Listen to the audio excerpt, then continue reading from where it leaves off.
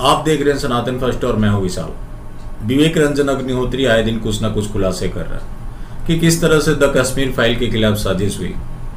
तो एक साजिश जो उनके खिलाफ चल रही है वो तो चल ही रही है, लेकिन दूसरी तरफ उस फिल्म को एक बड़ा सपोर्ट भी है, क्योंकि आम लोग उस फिल्म को देखना चाहते हैं और उसका ट्रेलर काफ़ी हिट हुआ।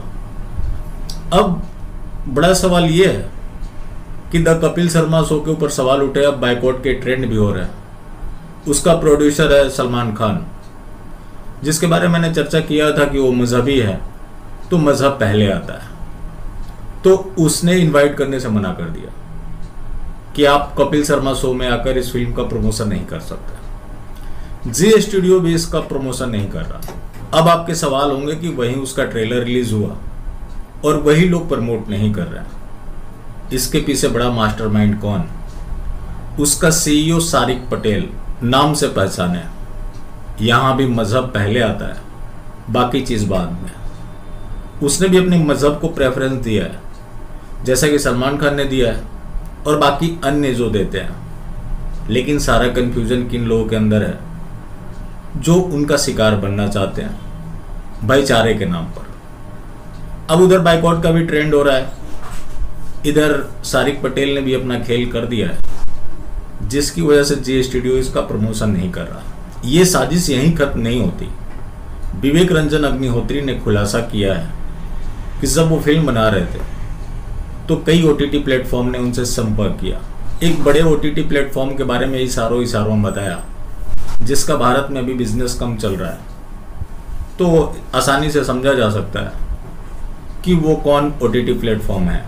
उसका शर्त था कि आप इस्लामिक आतंकवाद हटाकर हिंदू आतंकवाद दिखाएं। इस्लामिक आतंकवाद क्यों नहीं दिखाना है? क्योंकि उनकी वो ग्लोबल पॉलिसी है। मतलब उनकी पॉलिसी की माने तो आप सच दिखा ही नहीं सकते। हिंदू आतंकवाद क्यों? क्योंकि वहां कुछ मुजाहिद भी मारे गए थे। तो बम किसी की पहचान नहीं देखता। जब आप दूसरों को बर्बाद करने जाएंगे तो छींटे आपके ऊपर भी पड़ेंगे। वो उस लड़ाई के दौरान मारे गए जो इस्लामिक आतंकवादियों के ही गोली से मारे गए। अब चूंकि वो मजहबी थे, इसलिए हिंदू आतंकवाद का नाम दीजिए, इस्लामिक आतंकवाद का नाम न दें। जबकि 1990 में वहां खुला ऐलान था कि अगर यहाँ रहना चाहते हो तो अपना धर्म बदल लो या कश्मीर छोड़कर चले जाओ। इस विचारधारा की वजह से ये सब हो रहा था। उस विचारधारा का आप नाम मत लीजिए। वो विचारधारा जिसे पूरा विश्व तबाह है, उसके बावजूद भी आप उस विचारधारा का नाम नहीं ले सकते। जिस विचारधारा की वजह से उनकी हत्याएं हुई, पलायन हुआ, बलात्कार हुआ, आप उस विचारधारा के बारे में नहीं बोल सकते। अगर ऐसा आपने दिखा दिया तो ये इनके ग्लोबल पॉलिसी को वायलेट करता है। तो इन लोगों ने किस तरह से अपना पॉलिसी फ्रेम कर रखा है कि पूरा विश्व तबाह है, उसके बावजूद भी उस सच्चाई को आप नहीं दिखा सकते। कई वजह थे इन्हें थिएटर में रिलीज करने के, उनमें यह भी एक बड़ा वजह था क्योंकि उस समय कोरोना पीरियड चल रहा था और इन लोगों ने वेट किया है कि जब सिनेमा हॉल ओपन हो तब हम रिलीज करेंगे। उस समय बड़े बड़े डायरेक्टर, प्रोड्यूसर ओटीटी प्लेटफॉर्म का सहारा ले रहे थे, लेकिन इन्होंने वेट किया है। वेट करने के बाद भी जो तमाम षड्यंत्र है वो जारी है ही।